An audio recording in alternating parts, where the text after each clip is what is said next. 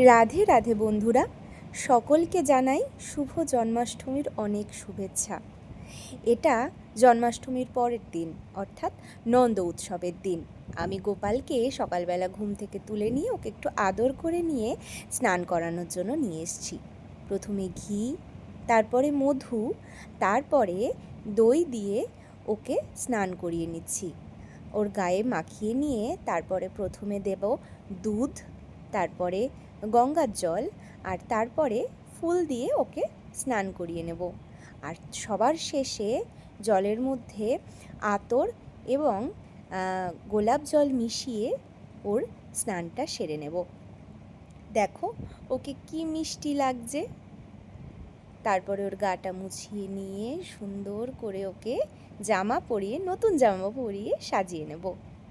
তারপর একটা হার পরিয়ে দিলাম, আর ওকে ওর সিংহাসনে বসিয়ে ওর হাতে দিয়ে দিলাম ওর নিজের বাঁশি।